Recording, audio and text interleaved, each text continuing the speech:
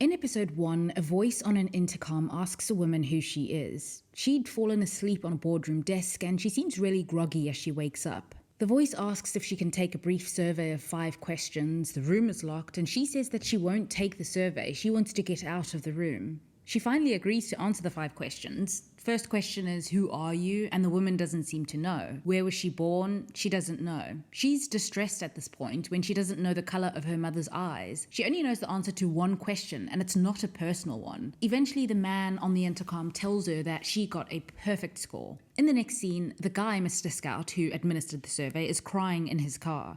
He gets it together then before heading into work, where he puts on his dress shoes, changes his watch, swaps his lanyards, presumably to get another kind of clearance, we don't know. And something odd happens. As he's in the elevator, his face seems to shift as though he's transforming or changing in a way, physically.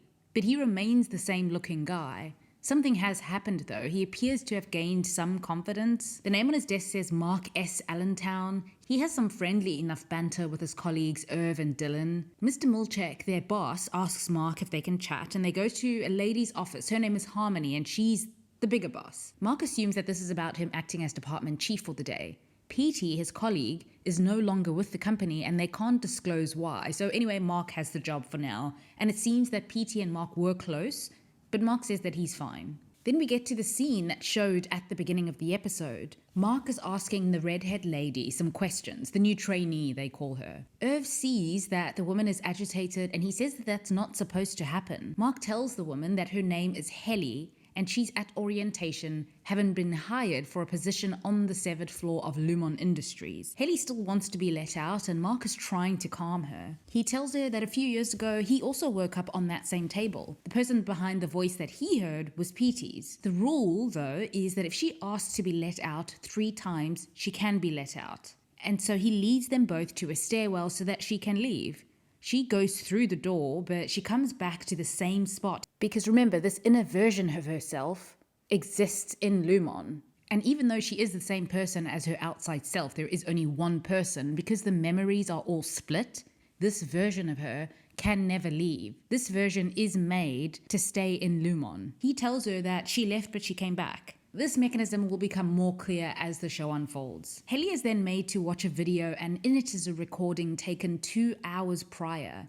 She says to the camera that she has chosen of her own accord to undergo a procedure known as severance. She consents to having her memory split between her work life and her home life. While in Lumon, she won't be able to access her outside memories, and she acknowledges in this video that the procedure is irreversible. It's important to note here that it's only the outside versions of themselves that have the authority to consent to this procedure, and the inside versions of themselves, to them anyway, are kind of like avatars.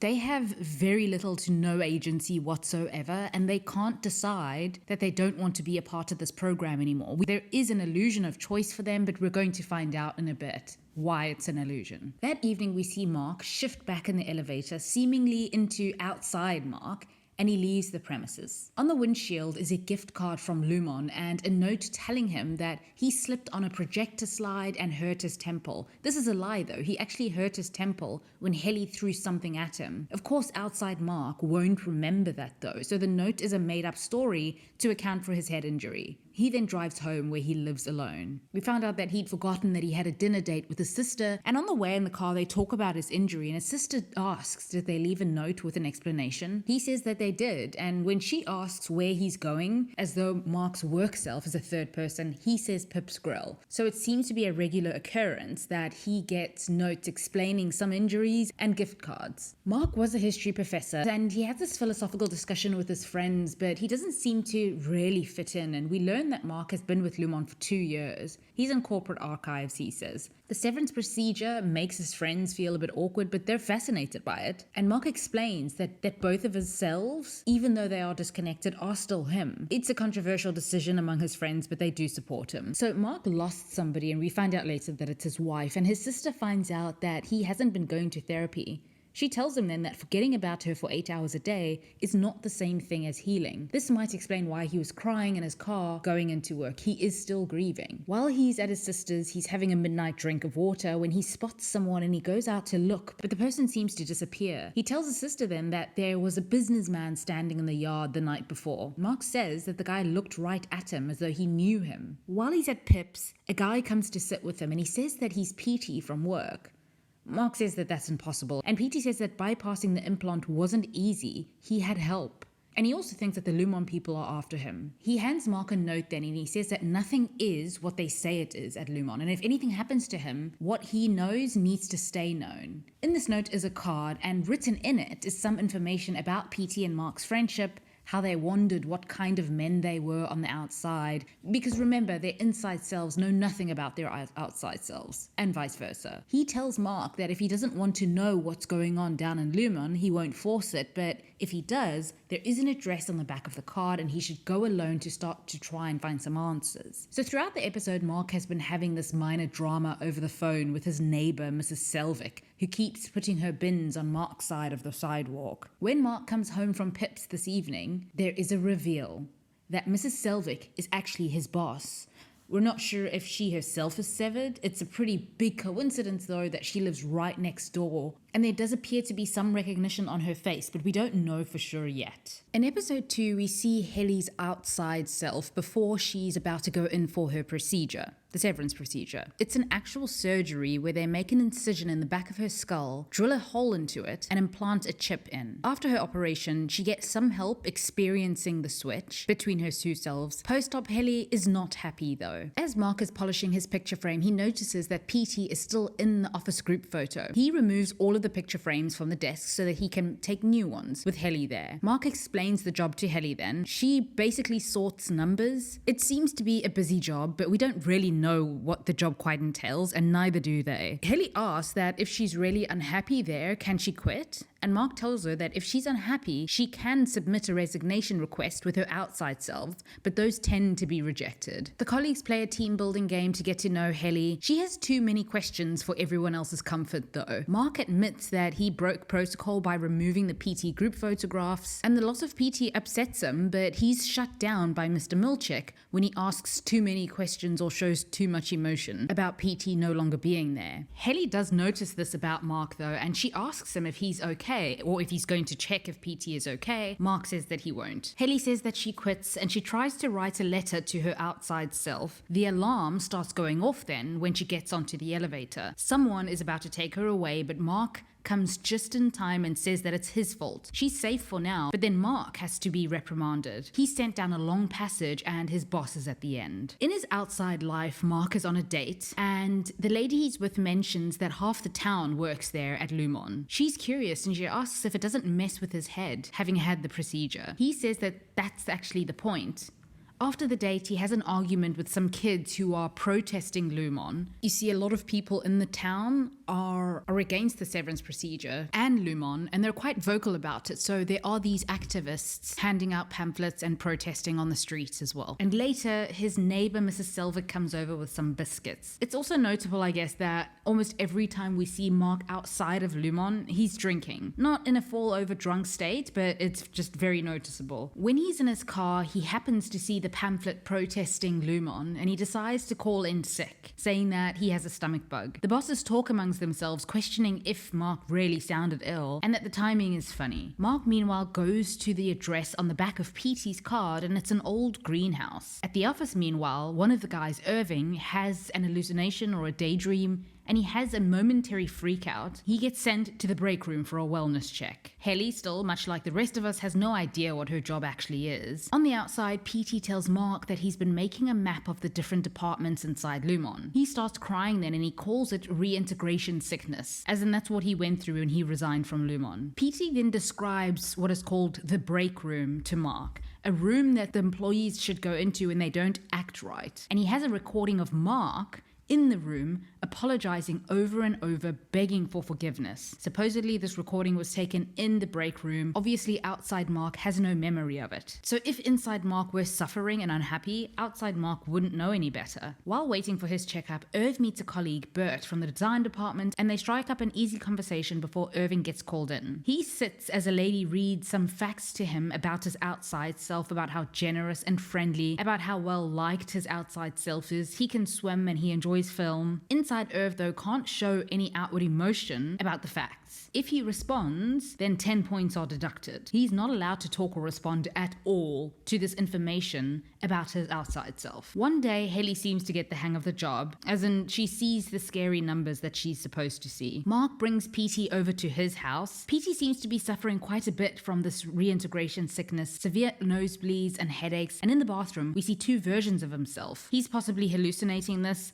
In any case, it looks like he's becoming unresponsive. In episode 3, we see that Petey is getting his realities mixed up a bit. Like the barrier between his Lumon self and his outside self are starting to blur. He says he gets disoriented because of the sickness. A group of people are helping Petey think that Lumon is dangerous. Mark says that he doesn't want to get unsevered because Lumen has helped him, and Petey asks what if he's murdering people 8 hours a day and he doesn't even know. We also see that Mark's neighbor, Mrs. Selvig, has been watching him. Petey is staying at Mark's house in his basement for the meantime, and Mark tells him that he lost his wife a few years ago in a car accident. Meanwhile, Helly's resignation request has been denied. Her outie, her outside person, wouldn't do that though, she says, still believing the best in her outie, and in the idea that inside Helly has any agency here. This is turning out to be an illusion. She's upset and she runs off. One day, Mark's sister and brother-in-law drop a gift off for him at his front door, and his neighbor looks to be tampering with it. She uses a key to go into his house, and she goes down into the basement and snoops around. She steals a candle that possibly belonged to Mark's wife. Now she seems to have the personality of Mark's boss rather than his eccentric neighbor. Petey manages to escape the basement without being seen by her. Mark's boss, Harmony, also gives the book, The Gift from Mark's brother-in-law, to Mr. Milchek. So they're definitely watching him. Helly is still trying to devise ways to escape. She tries swallowing a note hidden in a pen cap. Mark does tell her that the system can sense it, even in her body. She can't write messages to her outie. Someone comes to see Harmony about Petey. She mentions that the search for him continues, but prior to him leaving, there were signs of him reintegrating. Irv thinks that Mark needs to take Helly to the perpetuity wing because she keeps trying to leave. Helly gets very close to leaving a note for her outie before Mark catches her again, and she's taken away by some man. Oh no, she's being led to the break room. Mr. Milchek dresses her wound, and she tries to reason with him and tries to get him to see how crazy this all is. He makes her read writing on an overhead projector, and it's an apology note about how sorry she is, and she has to read how she's asking for forgiveness. As she reads it, he's looking at her heartbeat, I guess. It's similar to a lie detector test in that he's measuring her bodily responses to the statement that she's reading, and he's trying to gauge whether she's being sincere. Mark starts removing the photos with Petey in the frame to replace them with photos with Helly, but just then he sees a map hidden in the frame and he puts it back. Petey, meanwhile, is having a medical emergency in a store. When Mark gets home, he sees that Petey isn't in the basement, so he goes around looking for him, and he sees an ambulance drive by. He follows it and sees Petey led out of the store, and Petey is in rough shape. He then just falls to the ground. Mark goes back to the house and he fixes his basement, presumably so that it looks like a storage place again and not like somebody has slept there, and then he hears the cell phone buzzing.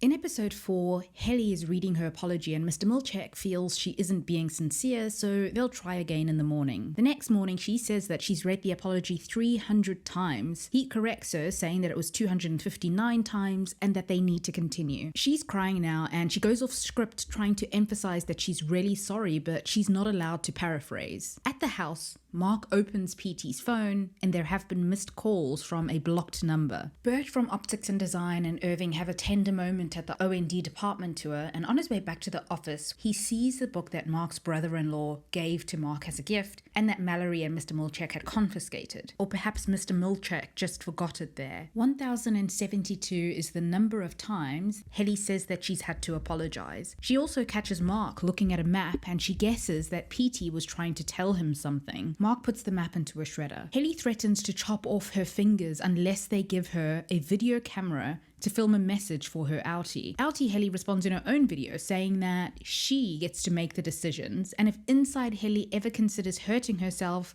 outie Helly will make sure that she keeps her there long enough to regret that. PT's death makes it onto the news, saying that he collapsed from some unknown ailment. Just then, the phone starts vibrating in the box. Mark and Mrs. Selvig meet at PT's funeral. She tells Mark that PT used to come by her shop. Mark chats with PT's ex-wife and his daughter, who were both really unhappy with PT's choice to work in Lumon. We see then that PT was quite close with his daughter at some point. Mallory, or Mrs. Selvig, goes to PT's casket then and drills a hole into his head to remove the chip, and she gives that chip to Mr. Milchek. Irving and Bert talk about a painting, and Irving is quite a loyal soldier to the company and possibly a snitch, or at least he takes the rules very literally. Mark is secretly reading his brother-in-law's book in the bathroom. It feels like the advice in the book might be tailored for him, saying he doesn't need this job, the job needs him. Helly walks to the lift with what looks like an extension cord. Irv, meanwhile, is possibly breaking the rules by looking in on another department. Dylan finds Mark's hidden book, and he also starts reading it. And at the end of the episode, Helly attempts to take her own life. In episode 5, as Mark leaves for the day, he opens the lift and he sees Helly. She's saved just in time, depending on your perspective. Mark gets the news then that Helly is in hospital, but she's otherwise physically fine. She will be back at her desk in a few days, and they won't be letting her go, even though she doesn't want to be there. Mark seems to be getting quietly radicalized by his brother-in-law's book. Not in an extreme or bad way, he just seems to be maybe starting to ask some questions. Harmony gets the news that PT's memory was reintegrated. Apparently this is good news. Mark goes to see his sister as she's in labor, and her doula is Mark's date from a few episodes ago. His brother-in-law then asks Mark about the book that they left for him. Outie Mark knows nothing about it because remember, this was taken by Mallory, or Mrs. Selvig. Mark tells his sister that he thinks that Lumon might be up to something. He's about to tell her more about PT, but his sister goes properly into labor as her contractions are really bad. Back at work in Lumon, Mark is tasked with getting Helly back on track, but Helly doesn't want to hear it. She'll be watched for signs of sadness from now on. Irv has another hallucination. He prints out some disturbing images of people being violent. Mr. Milchek brushes his concerns to the side and says that this was just a mistake printing and Irv was not meant to see that. He thinks it's the OND coup that Dylan talks about. He asks Mr. Milchek if that really happened, the coup. Mr. Milchek says that no, nothing like that could happen here at Lumon. Irv and Dylan talk amongst themselves about this, and Dylan says that this is proof that the coup did happen. Irv wants to ask Bert about it, but Dylan plants some doubts in his mind, telling Irv that they don't know what else Bert has lied to them about. We see then that this was a setup by Mr. Milchek so that Irv doesn't spend as much time with Bert. Remember, the departments aren't really supposed to mix. Mark gives Helly a copy of PT's map that he's been trying to recreate. He suggests working on it together, but she isn't interested. They happen upon a room then, where a man is feeding a litter of baby goats, and he chases Mark and Helly out, telling him that the goats aren't ready. Bert goes to see Irving, but just then Dylan shuts the door, preventing Bert from coming any closer. Remember, Dylan believes that Bert and his colleagues staged this coup and that they're quite dangerous if they could turn on their own. They all discover then that there are different versions of the painting, and in the version that they see now, they're the subjects of the painting and not optics and design. Bert also takes Dylan and Irving to O&D to introduce them. In episode 6, Mrs. Selvig prays to an altar of random photos and things having to do with Lumon. She gets a phone call then, but she talks on the phone like Mallory, so it's unclear whether she's able to change between being an innie and outie at a moment's notice. Mark finally finds PT's phone and sees a list of missed calls. He then throws the phone and SIM card away. Bert shows Irv a secret place. Romantic fraternization is frowned upon as per the manual. Bert would like to move forward with this thing with Irv, but Irv says that he's sorry he can't. They are physically quite close though. Mark gets reprimanded by Harmony. His department is short on quota. There'll be no more interdepartmental visits. But they do break their rule then, and they all head to O&D. Mark suggests working together then to find out what is really going on. He no longer wants to be kept in the dark about the nature of his work there. Then Mr. Milchek brings them to Harmony, and Mark gets escorted to the break room. Mark goes on a second date with his sister's doula, and it goes much better the second time around. So there is this side story about Mark's sister who meets this lady who who is pregnant at the same time as her. Something about the lady and her husband feels off though, so Mark's sister Googles her and her husband is a politician who's also a defender of the severance procedure. Anyway, eventually Devon, that's Mark's sister's name, gets a babysitter or a nurse for her newborn baby Eleanor. Turns out to be who else but Mrs. Selvig. Meanwhile, Dylan stole a card from the O&D department earlier while they were there. Since every move pretty much is under surveillance, Mr. Milchek saw him do this and he's woken Dylan up at home to ask him where he put it. Dylan says that it's in some toilet stall. Any Dylan, is seeing his house for the first time and he sees that he has a kid. Then Mr. Milchek calls someone and tells them to end it. And Dylan is his outie self again. So we've been told that the procedure is irreversible, that outies and their inside selves can't both exist in the same place, but Lumon can actually control this. I suppose this is inside Dylan being activated and living for a bit on the outside. By the way, Mark and his date, Alexa, her name is, go to see a band, and in the band is Petey's daughter, and during the show they sing one of their songs, F You Lumon, and Mark sings along. Harmony and her guy are looking for someone named Regabi, who's possibly worked with them and may have been involved with Petey's chip and reintegration. Mark goes back out to the bins and he fishes out Petey's old phone and he gets a call, which he immediately answers. The person on the other line asks Mark if he can meet now. This is somebody who already knows his name and surname. They meet at the old school that Mark used to teach at. In episode 7, the lady tells him that she put the chip in his head and she's the one that can deactivate it. She also tells him that Petey didn't follow her instructions post-op, and if he had, he might have survived. Mark still isn't desperate to get rid of his chip though. He says that his innie lives his life and that he lives his. Regabi wonders out loud then what his innie actually wants.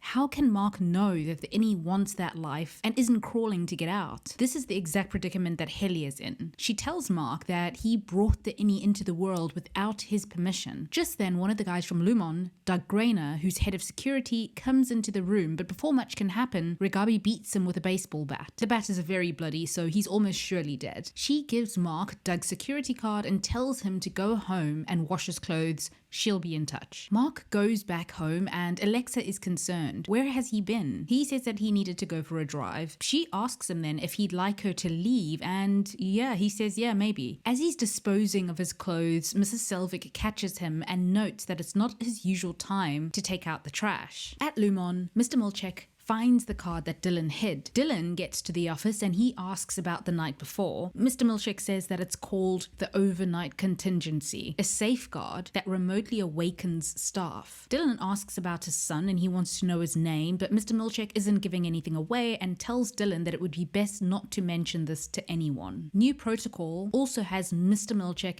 escorting Mark to his desk. Mrs. Selvig is helping Mark's sister breastfeed and they have a really nice friendship. Then Mark's sister mentions the senator's wife and that she didn't seem to remember Mark's sister at the park. She also says that Lumon says that they only do severance procedures to separate work and home life.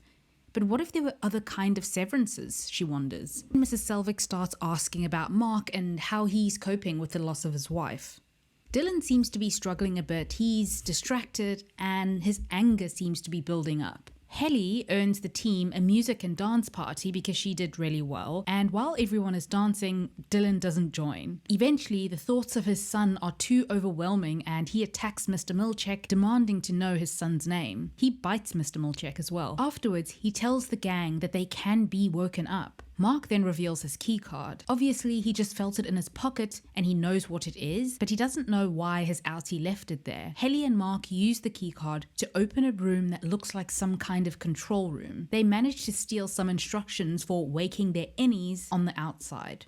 A representative of the board tells Harmony about Doug's death, and Harmony believes that the person who killed Doug is also the person who removed Doug's chip. It's also Bert's last day. He's been there at Lumon for 7 years and he's retiring. Irv is angry and he tells Mr. Milchek that at least he, Mr. Milchek, gets to keep his memories and they're not ripped out from him every time he goes home. Irving is starting to see this as a kind of punishment for not obeying the founder's teachings. He seems to think that any Bert is going to experience some kind of death, although it's not really explained. Irving slowly walks back to his department and suggests that they burn this place to the ground. We also see a photo of Mark's late wife, and she bears a striking resemblance to the lady working inside Lumon. In episode 8, we see Irv's outie for the first time, reading a book on a park bench. He has a dog, he lives alone, and he's a painter. The color and texture of the paint here remind me of the hallucination that any Irv was having. Harmony also tells Mr. Milchek that he should schedule Mark for another wellness check. Helly and the rest of the group are a little stressed because she needs to make her deadline. Eventually, Helly does meet her target for the last quarter. Mark meets with Harmony and she's in good spirits because they've met their targets. The wellness lady, Casey, is going to be retired after Mark's last session. He wants to help her though. He says that there are people, not parts of people. And then, wait a minute, Mr. Milchek says to Harmony while they're watching Mark and Casey, isn't this good that they don't remember each other? This means that the chips work. So yes, this is Mark's late wife. The board rep Natalie informs Harmony that they know that Helly tried to take her life 3 weeks ago and that she, Harmony, has been spending time at Mark's sister's house. She's given her walking papers then. She doesn't take her firing well. She's wailing and trashing her apartment. The Lumon group on the inside, meanwhile, is carrying out their own plan. Helly kisses Mark in a moment of,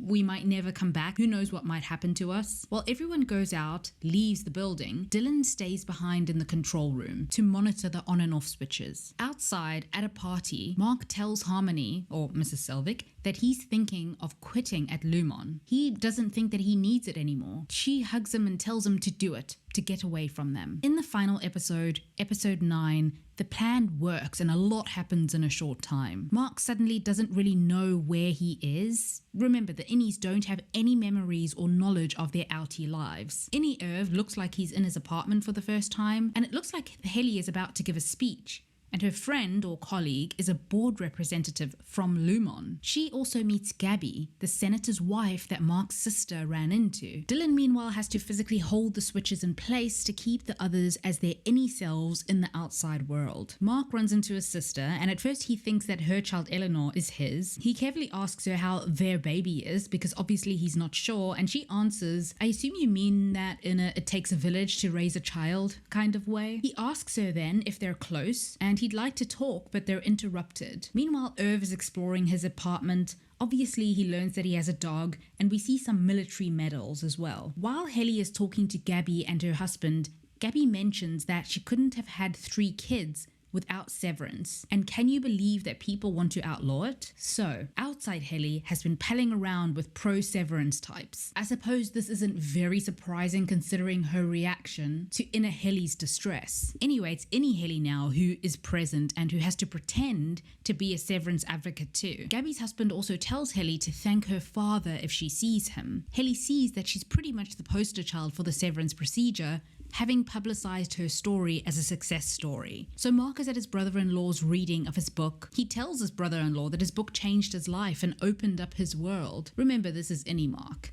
He also learns through this interaction that his own wife passed away. By the way, Harmony is at this party as Mrs. Selvig and she's onto Mark. Someone then, Helly's father, meets her and tells her that her grandfather will cherish what she's done. He asks her if she remembers when he brought out the prototype chip to show her. At the time, she thought that everyone should have one. Irv sees that he has a map, and on it is Bert's name among his and others, and there's a newspaper clipping about Lumon. Mark finally talks to his sister and he wants to know why he put himself there. She tells him that after his wife passed, he tried to keep teaching as a history professor, but he hoped that innie Mark would be spared from the pain of that loss. Then he asks her why Harmony is there, his boss. Then suddenly, Mrs. Selvig leaves with the baby, with Devon's baby. Harmony calls Mr. Milchek and tells him that the group has been plotting all along. He needs to get to the control room, and he tries to. Irv drives to Bert's home on the outside and sees that he seems to be happy with somebody. Then Mark sees that his wife is indeed the lady from Lumon. At the end of the episode, Helly does her speech and she tells the audience that she's actually an innie and how they're being tortured inside Lumon just before she's pulled from the stage. Irv knocks on Bert's door and Mark runs to tell his sister that his wife is alive. As all of this is happening though, Mr. Milchek makes it into the control room to stop Dylan, so the innies on the outside are going back to being their outie selves. And that is season 1 of Severance. If you have seen it, feel free to share your thoughts, and thank you for watching.